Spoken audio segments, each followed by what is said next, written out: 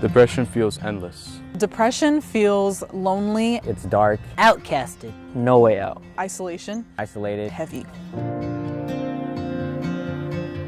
I would describe depression as isolation. You don't want to be around anybody. No one knows what you're going through. No one can possibly understand the darkness that you feel.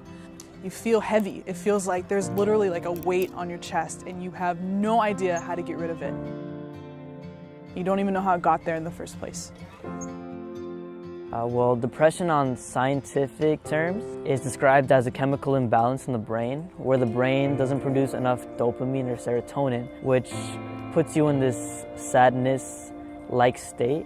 And this can range from about either a few days, few weeks, months, maybe even years. Depression feels like you're in a dark world where you're by yourself. Imagine you're in the middle of the desert and there's no one around you, you got nothing, you're just lost, so like you're in the middle of nowhere. Depression feels like you're alone or like locked out of the world. It feels like it has such a good grip on you that, you feel like you can't escape it. And no matter what you try and what you want to do, it's just always there and it's always going to be lurking. So I feel like when people hear depression or suicide, they think that it's like an emotion. So it's just like feeling sad. But depression isn't just an emotion, it's a condition, it's a state of mind. So I think some stigmas that come with that is just when people express that, hey, I'm feeling this way, or they're expressing that they're feeling suicidal, people often just downplay it. And they're just like, you're going through puberty, it's hormones, like you'll get over it. And it's really, that's just not the case. I feel like people make people feel like their depression isn't valid, that they have to get over it, that there's something that whatever they experienced, they need to have a better mindset, they need to have a better outlook on things. And if it was as easy as flipping a switch or making this decision to just see things positively, I think most depressed people would do that, but it's not, it's like having a dark room in your head and not being able to find the light switch. Well, from my personal experience, a common misconception is when people say this person is going through depression and they should get over it, they just they want to live their life and have fun, they got to loosen up a bit, but in reality they need a helping hand.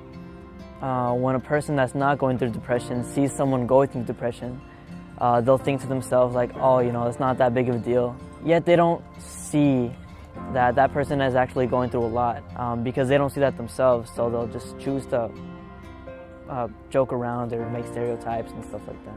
The average person thinks, okay, maybe that person needs space, or he or she needs to be left alone. People out there just kind of just see them as a blur and just kind of move on with their lives. Growing up, I didn't really have a lot of friends. I wasn't very confident. I had a lot of insecurities within myself. Other than not being able to make friends, I was also bullied, called names and everything.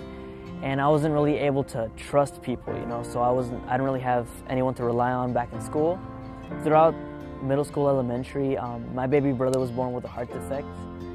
And this brought a lot of depression throughout my whole family because we didn't know if he was gonna survive or not going in through open heart surgery.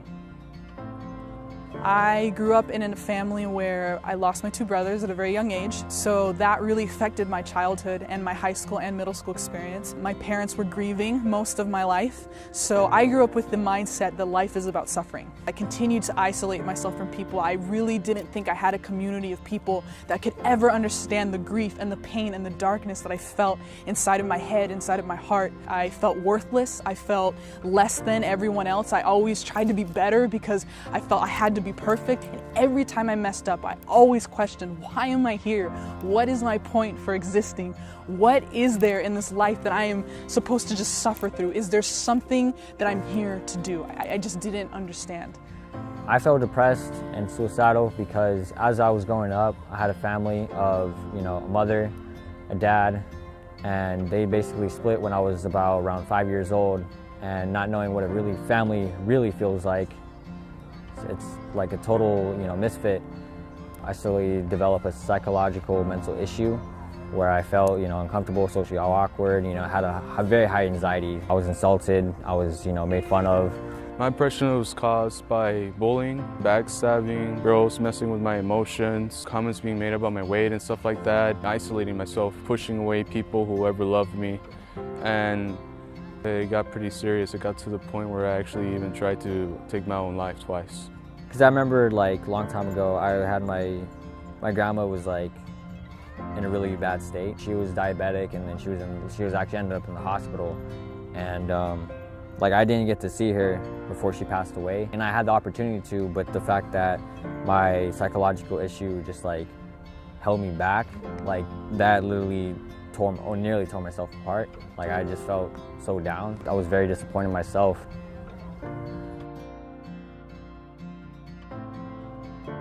God really gave me courage to get out of my comfort zone and meet new people, attend church more, join a growth group, go to Celebrate Recovery, get involved in my school's Uprising Club. Throughout this process, I was able to meet new people going through similar things that I was going through. So it made me feel like I had other people that I could talk to, and I just didn't feel alone. It started when my mother, when she realized I was going through a psychological mental state, she started going to the church, and she tried praying to God that I would have a better mindset. So over time, I prayed to God that, you know, I could get out of my situation, and he said, you know, Chad, you like seriously need to change your mindset. So then it just snapped. My older brother Andy actually invited me to a concert, and when I went, I had the time of my life. It was an amazing experience. It really helped me out. It got my mind off the bullying, brought back a lot of good childhood memories. It was something that I really loved as a kid and something I let go of along the way, and then God brought it back because he knew it would help me.